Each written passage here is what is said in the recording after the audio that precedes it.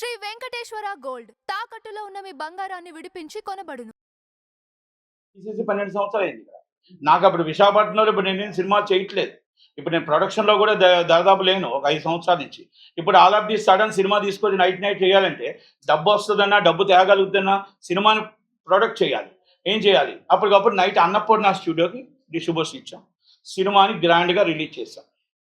ఇది cinema hit అయిపోయింది. అంతా అయిపోయింది. ఈ మొత్తం టోటల్‌గా యాజ్ డాక్యుమెంట్స్ అండ్ అగ్రీమెంట్స్ ప్రకారం సైన్ క్రియేషన్స్ అంటే సైన్ అంటే మన సుస్మిత గారు సాహు గార్పాటి గారు వాళ్ళు మనకిద్దరు ఇచ్చిన అగ్రిమెంట్ ప్రకారం మేము అన్నపూర్ణ స్టూడియోకి అగ్రిమెంట్ చేసాం. ఈయన ఏదైతే ఉందో ఈయన ఆల్రెడీ మేము ఏదైతే డబ్బు ఇచ్చామో ఆ డబ్బు ఈయన దగ్గర వాడేసుకోగా కొంత డబ్బు ఆయన 3,23,23,00,000 మాకు ట్రాన్స్ఫర్ చేయడం జరిగింది. అది ఎంఓఈ ఇచ్చాడు, అయిపోయింది. ఈ సినిమా అంతా అయిపోయింది. ఇది సినిమా రిలీజ్ అయింది, మేము డబ్బు రిలీజ్ చేసాము. అది నష్టం లాభం మేము భరిస్తాం, ఇంకా అది అవుతుంది. ఈలోగా మాకు డబ్బులు రావాలి, అది మామూలుగా మేము అడుగుతున్నాం. ఈలోగా మనకి ఈ సినిమా నాదే అని చెప్పేసి ప్రచారం చేయడం, ఈయన దిల్ రాజు గారికి బాకీ పడడం, వీళ్ళ అండర్స్టాండింగ్ ఇంటర్నల్ అండర్స్టాండింగ్ మీద మా సినిమా డబ్బులు ఆపేశారు. దాన్ని అన్నపూర్ణ స్టూడియోలో ఆపేశారు. ఇది సత్యనారాయణ అనే వ్యక్తి, బత్తుల సత్యనారాయణ అనే వ్యక్తి ఇక్కడ మొత్తం సో మెనీ ఎగ్జిబిటర్స్ అండ్ ఇక్కడ లోకల్గా 28 కోట్ల దాకా బాకీలు పెట్టాడు. 28 కోట్ల దాకా, ఒకటి కాదు. దొరికిన వాళ్ళందరి దగ్గర డబ్బులు దోచుకున్నారు. దొరికిన వాళ్ళందరి దగ్గర డబ్బులు మీకు ఎక్కువ ఇస్తాం, అది ఇస్తాం, ఇది ఇస్తాం. ఆఖరికి ఇది స్కూల్ పిల్లల్ని ఇంకోటి సమాచారం అమ్మిన వాళ్ళు అందరి దగ్గర డబ్బులు దోచుకున్నారు. ఇది మొత్తం టోటల్గా ప్రూఫ్స్తో ఇదంతా. అయితే దీని మీద కొంతమంది ఇది ఇప్పుడు శిరీష్ గారిని మేము దిల్ రాజు గారిని లాగడానికి ఏంటంటే దీన్ని ఆ రోజు సంభాషణలో ఏదో సినిమాని ఆపడానికి ప్రయత్నం చేస్తే నేను మాట్లాడి పోరాడి దీన్ని ఆ రోజు మొత్తం టోటల్గా అంటే మీకు ప్రెస్ దాకా ఇప్పుడు రాకూడదు అనుకున్నాం. కానీ ఇది నేను చిరంజీవి గారికి కూడా ఎక్స్ప్లెయిన్ చేశాను. ఎక్స్ప్లెయిన్ చేసిన తర్వాత మా డబ్బు కోసం తప్పని పరిస్థితుల్లో ఈరోజు రావాల్సి వచ్చింది. లేకపోతే వరప్రసాద్ కోసం రాదలుచుకోలేదు. కానీ ఈ పరిస్థితుల్లో రావాల్సిన పరిస్థితి ఏంటి వచ్చామంటే ఈ డిస్ట్రిబ్యూటర్ అనే వ్యక్తి మాకు మోసం చేసినట్టు ఇక్కడ అందరూ ఉత్తరాంధ్రలో అందరికీ మోసం చేశాడు.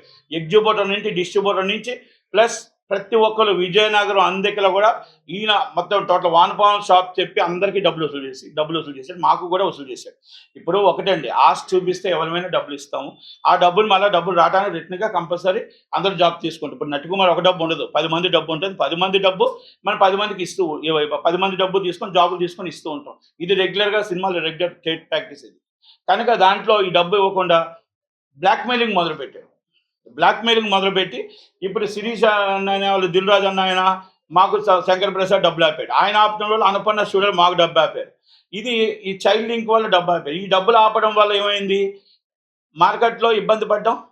ఇది మొత్తం టోటల్గా అంటే ఇప్పుడు ఎందుకు తీసుకొచ్చానంటే వీళ్ళు ఇదే బ్లాక్మెయిలింగ్ కొత్త వాళ్ళని రానివ్వకుండా, శిరీష్ దిల్ రాజు వాళ్ళు కొత్త వాళ్ళని రానివ్వకుండా వాళ్ళే ఇండస్ట్రీ వెళ్దామని ఇప్పుడు తెలంగాణలో జరుగుతున్న ఇష్యూ కానీ, ఇప్పుడు పెద్ద ఇష్యూ కానీ, ఇప్పుడు ఈ ఇష్యూ కానీ ఒక సత్యనారాయణ బత్తుల సత్యనారాయణ అడ్డు పెట్టుకొని వీళ్ళు ఇలా చేస్తున్న అరాచకాల కోసం ఎంత చెప్పాలి, 2 గవర్నమెంట్లు కళ్ళు తెరవాలి, ఇది దాని మీద ఎంక్వైరీ జరగాలని ఒక ఆలోచనతోనే ఇది చెప్పవలసి వస్తుంది తప్ప లేకపోతే ఇప్పుడు ఒక బత్తుల సత్యనారాయణ కోసం పెట్టాల్సినంత ప్రెస్ మీటే కాదు, ఇది అంత విషయం కూడా కాదు.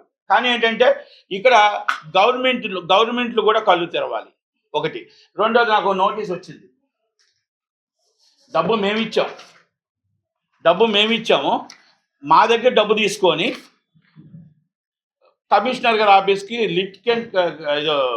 ప్రీ లిటికేషన్ అంట వెళ్ళి అక్కడికి వెళ్ళి కంప్లైంట్ పెట్టారు. మాకు నోటీస్ వచ్చింది. ఎస్, మేము చట్టాన్ని తూచా తప్పకుండా పాటిస్తాం. As per law, as legal, మేము ఏదైనా డబ్బు రావాల్సి వస్తే యాజ్ పర్ లానే ప్రొసీడ్ అవుతాం, లీగల్ ప్రొసీడ్ అవుతాం. ఇది వచ్చింది, ఫోన్ లెవెల్లో చేశారు, ఫోన్లు చేసి రావాలి అన్నారు. 10వ తారీఖు మేము అటెండ్ అవుతామని చెప్పాము, తప్పకుండా. అంటే నేనేమంటానంటే డబ్బు తీసుకొని సినిమా ఇండస్ట్రీలో ఇంతమంది దగ్గర డబ్బు కలెక్ట్ చేసుకొని ఇది మళ్ళా విషయం ఏంటంటే తీసుకొని మళ్ళీ మా మీదే కంప్లైంట్ అంటే ఎంత దాకా కరెక్టు. ఇది నాదొకటి కాదు, మీరు టోటల్గా అన్ని దగ్గర కూడా ప్రతి ఎగ్జిబిట్ని అడగండి, సతీష్ డబ్బులు ఉన్నా ఇవ్వాలా లేదా, ఆ విజయనగరంలో అడగండి డబ్బులు ఇవ్వాలి లేదా, ఇక్కడ అడగండి అవంత మన గీతం కాలేజ్ పిల్లల దగ్గర అందరి దగ్గర డబ్బులు దండేశాడు. ఇక ఆఖరికి ఆ థియేటర్ కూడా ఆల్రెడీ బ్యాంకు దీంట్లో ఉంది, థియేటర్లో. అంటే అది కూడా బ్యాంకును మోసం చేసే పెట్టారు. అంటే ప్రతి విషయాన్ని కూడా వీళ్ళు ఏంటంటే జనాలు బ్లాక్మెయిల్ చేస్తున్నారు. ఇది కాకుండా 2024లో 2 టౌన్ పోలీస్ స్టేషన్లో కంప్లైంట్ పెట్టాడు. ఎంతమంది మీద? బెల్లంకొండ సురేష్ మీద ఒక 10 మంది మీద పెట్టాడు కంప్లైంట్. ఒక 10 మంది మీద కంప్లైంట్ పెట్టాడు. ఏమని పెట్టాడు కంప్లైంట్? ఇలాగ నేను అందరికీ డబ్బులు బాకీ ఉన్నాను, నాకు టైం ఇస్తే కొంచెం ఇచ్చేస్తాను అని చెప్పేసి కంప్లైంట్ పెట్టాడు 2022. అంటే ఇది స్ట్రైట్ ప్రాక్టీస్ ఇది. ఎందుకంటే ఈయన ఆల్రెడీ అందరి మీద కూడా ఇలా కంప్లైంట్ పెట్టడం అంటే స్ట్రైట్ ప్రాక్టీస్ అయిపోయింది. సురేష్, చెరుకూరు సుధాకర్ అంటే ఇప్పుడు ప్యారడైజ్ ప్రొడ్యూసరు, అనిల్ సుంకర అంటే బోలో శంకర్ ప్రొడ్యూసరు, అలా సోమనీస్ అందరి మీద కూడా డబ్బులు పెట్టాడు, కంప్లైంట్లు పెట్టాడు. అలాగే ఇక్కడ దిల్రాజు మేనేజర్ల మీద పెట్టాడు. అంటే ఎవరికి డబ్బులు ఇవ్వాల్సి వస్తే వాళ్ళ మీద కంప్లైంట్ పెట్టి వాళ్ళని ఇంకా భయపడతారు కదా పోలీస్ స్టేషన్ కంటే, ఇక భయాన్ని భయభ్రాంతులు చేయడం, ఇక దాన్ని కూడా వాళ్ళు ఎవరైనా ఇక్కడ లోకల్గా వచ్చేటప్పుడు ఏమవుతుందంటే భయం పడతారు. భయపడితే అమ్మ పోలీసులు అంటే మనకెందుకు ఈ కేసులు, మనకెందుకు ఈ బాధ, ఉదయం లేస్తే మనం బతుకుతున్నాం కదా మనకెందుకని ఆలోచనతో కొంతమంది వెళ్తారు. నేను అడుగుతున్నా కమిషనర్ గారిని కానీ నేను రిక్వెస్ట్ చేస్తుంది ఏంటంటే, మీరు పెడుతున్న స్పందన బాగుంది, మీరు పెడుతున్న కార్యక్రమాలు బాగున్నాయి, మీరు చేస్తున్న ఆలోచనలు బాగున్నాయి, ఇద్దరు పక్కన కూర్చొని చక్కగా సెటిల్ చేయడం అన్నీ బాగున్నాయి. కొంతమంది దీన్ని ఆసరాగా తీసుకుంటున్నారు, కొంతమంది దీన్ని విజయంగా తీసుకొని దాన్ని బయటికి చెప్పడం ఏంటంటే మేము లోన్ ఏం చేస్తామని బెదిరించి చాలామందికి డబ్బులు ఎగ్గొట్టడానికి ప్రయత్నం చేస్తున్నారు, అంటే భయస్తులకి. దాన్ని ఒక్కసారి సిపి గారు చూడాలి, ఆలోచించాలి. ఎందుకంటే is the document and verification immediate అది డాక్యుమెంట్ వెరిఫికేషన్ చేసి ఇది కరెక్టా కాదా ఒక్కసారి చెక్ చేసి బోత్ పర్సన్స్. ఎందుకంటే ఇప్పుడు కంప్లైంట్ ఇచ్చారండి, నేనే కంప్లైంట్ ఇచ్చాను, ఎవరి మీద చిరంజీవి గారి మీద లేకపోతే ఎక్స్పైజెడ్ సెలబ్రిటీస్ మీద ఇచ్చేసా అంటే వాళ్ళు పిలిచేస్తారా? సాక్ష్యాధారాలు అవసరం లేదా?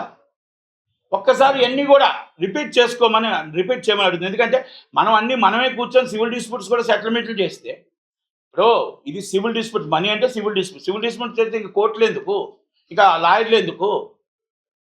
కనుక ఇదంతా కూడా ఒక్కసారి మంచి కార్యక్రమాన్ని సిపి గారు పెట్టిన కార్యక్రమాన్ని తప్పుగా వెళ్తుంది, ఒక్కసారి కొంతమంది తప్పుగా వాడుతున్నారు, దాన్ని ఒక్కసారి వెరిఫై చేయండి ప్లీజ్, రిక్వెస్ట్ అండ్ రీవెరిఫై చేయండి మీరు చేస్తున్న మంచి కార్యక్రమానికి ఇది. ఎందుకంటే ఒక్కసారి డాక్యుమెంట్ ఎవరైనా కంప్లైంట్ ఇస్తే ఈజ్ అ కంప్లైంట్ వెరిఫైడ్, అన్నీ ఉన్నాయా సాక్ష్యాధారాలు, అవతల కాసి వ్యక్తులు ఎవరున్నారు వాళ్ళని దూరం నుంచి పిలిచేటప్పుడు కరెక్ట్గా ఉన్నాయా లేవా అది చూసుకొని. ఇప్పుడు ఇంకోటి అంటే యూజ్డ్ అంటే ఇప్పుడు కానిస్టేబుల్స్ కూడా వాళ్ళు మాట్లాడేటప్పుడు ఎవరు అక్యూటెడ్లు కాదండి, బ్రో అవతల కాసి కాంప్రమైజ్ అని పిలుస్తున్నప్పుడు కొంచెం మామూలుగా పిల్లలు, కానీ మరీ అంత అబ్యూజ్డ్ లాంగ్వేజ్ నువ్వు రాకపోతే తీసుకో లాంగ్ కూర్చోబెడతాం ఈ కరెక్ట్ కాదేమో అని నా ఉద్దేశం. ఇవన్నీ కూడా నేను ఎందుకు చెప్తున్నానంటే కోర్టులు ఉన్నాయి, సివిల్ డిస్ప్యూట్స్ అంటే సివిల్ అనేది మనీ కోసం నేను ఇప్పుడు, ఎందుకంటే మీకు కూడా లాండ్ ఆర్డర్ ప్రాబ్లం అయిందనుకోండి 100% లీగల్ ప్రొసీడింగ్ వెళ్ళొచ్చు. ఇలాంటివన్నీ కూడా ఇది విశాఖపట్నంలో వచ్చింది, అందుకని విశాఖపట్నంలో ప్రెస్ మీట్ పెట్టడానికి కూడా కారణం అదే. ఇంకోటి ఏంటంటే ఇక్కడ ఈ కుట్రలన్నీ కూడా ఈ బత్తుల సత్యనారాయణ ఆయనతో సినిమా చేయించింది శిరీష్ గారు, ఇంతకుముందు భగవత్ కేసరి చేయించి, అంటే ఆయనకే సినిమా వెళ్ళాలి, దిల్రాజుకే సినిమా వెళ్ళాలి, ఇంకొకరికి వెళ్ళకూడదు. ఈ సినిమాని ఏంటంటే డబ్బు తక్కువ కట్టినా ఎక్కువ కట్టినా వెళ్ళాలి.